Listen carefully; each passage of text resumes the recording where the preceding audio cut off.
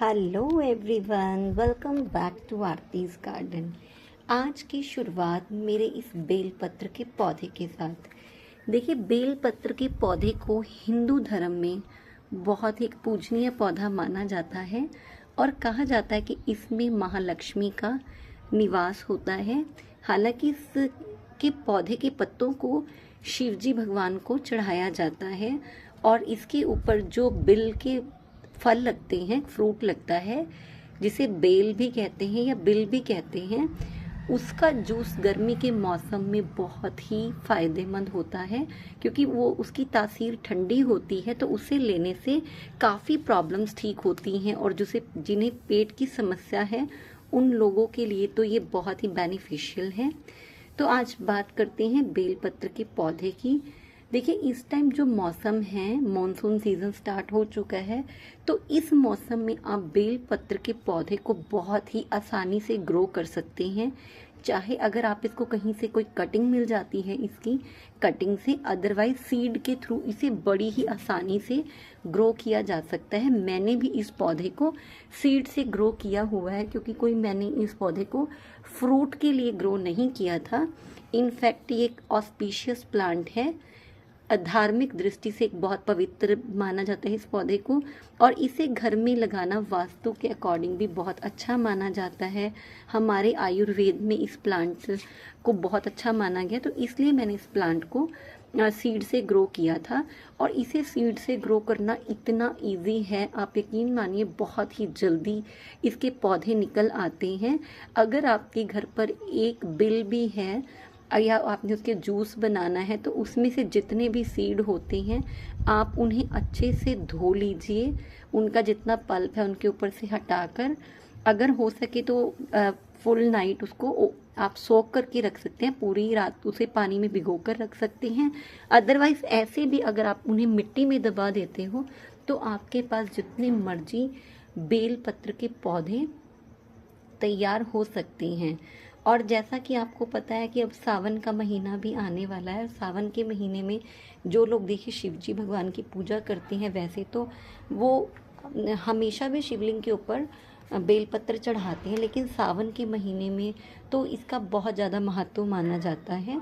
तो अगर आप इस पौधे को लगाना चाहते हैं तो मैं आपको बताऊंगी, इस प्लांट के लिए पानी की रिक्वायरमेंट काफ़ी रहती है। इस पौधे को डेली पानी देना पड़ता है। ये परमानेंट प्लांट है।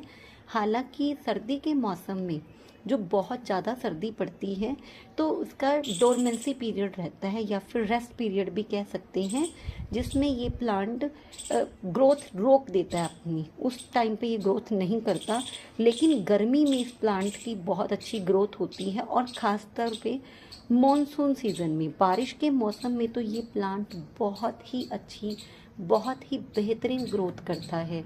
आज मैं आपको एक डिफरेंट चीज़ दिखाऊंगी। मुझे नहीं पता कि ये सभी प्लांट में होती है या कैसे।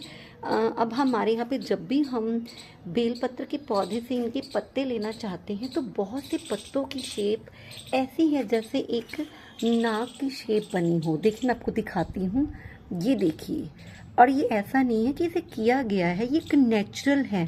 और पता नहीं कि उसकी शेप देखिए, आपको मैं ध्यान से दिखाने की कोशिश कर रही हूँ। नेचुरली इनके बहुत सारे पत्तों की शेप ऐसी ही बनी हुई है, ये देखिए आप। और पता नहीं, मतलब इससे ये लगता है कि वाकई में ये शिवजी भगवान को कितने प्रिय होंगे इसके पत्ते की। देखिए, जिनकी शेप भी कुछ ऐसी है। सिर्फ एक इसी पत्ते की नहीं, मैं इसके अलावा भी आपको दिखाती हूँ। देखिए, ये वही पत्ते नहीं हैं, मैं आपको अलग अलग लीफ भी दिखा रही हूँ इस प्लांट के। ये देखिए, ये देखिए, जब भी हम इसके पत्तों को इनसे तोड़ रहे हैं तो इसके मैक्सिमम पत्ते इस टाइप की शेप लिए हुए हैं। देखिए, और इतनी खूबसूरत शेप है। और देखिए कि अगर जो लोग इन चीज़ों में विश्वास करते हैं, धार्मिक हैं, उनके लिए एक अलग चीज़ होगी। और देखिए, मैं अच्छे से नहीं जानती, हो सकता है अगर आपके यहाँ भी ये पौधे लगे हुए हैं तो हो सकता है ऐसी ही शेप हो। अगर है तो प्लीज़ कमेंट बॉक्स में ज़रूर बताइए, और अगर नहीं है तब भी बताइए। ये देखिए, मैं आपको इसके डिफरेंट देखिए, मैंने आपको पहले ये वाला लीफ दिखाया था यहाँ से, ये देखिए। फिर मैंने इसका ये लीफ दिखाया था, ये देखिए। और मैं इसके आपको और भी लीफ शेयर करती हूँ, ये देखिए। इन सब की मैक्सिमम जो शेप है कुछ इसी टाइप से बनी हुई है। देखिए, आप समझ रहे होंगे कि शायद मैं क्या कहना चाहती हूँ कि एक नाक की तरह इनकी शेप बनी हुई है, जैसे नाक का फन होता है, कुछ इस तरह की शेप लिए हुए हैं। तो अगर आपके घर में भी बेलपत्र लगा हुआ है और उसके पत्तों की शेप ऐसी ही है तो प्लीज़ मेरे साथ शेयर ज़रूर कीजिएगा। देखिए, मैं आपको और लीव्स भी दिखाती हूँ इसकी। ये देखिए, जो अपने आप ही इनकी शेप चेंज होती जा रही है। ये देखिए, जो इसके कुछ छोटे छोटे पत्ते भी हैं जो बिल्कुल छोटे हैं, उनकी शेप भी स्टार्टिंग से ऐसी ही होती जा रही है। ये देखिए कितना छोटा सा पत्ता है, इसकी शेप भी ऐसी है। कि क्या सच में ही इनके पत्तों की शेप ऐसी ही रहती है? क्योंकि पहले मैंने जितने भी बेलपत्र के पौधे देखे हैं, पत्ते देखे हैं, कभी मंदिर में भी गए हैं, चढ़ाए हैं, तब भी कभी मैंने इस शेप के पत्ते नहीं देखे। लेकिन मेरे पौधे के मैक्सिमम पत्तों की शेप ऐसी ही बनती जा रही है।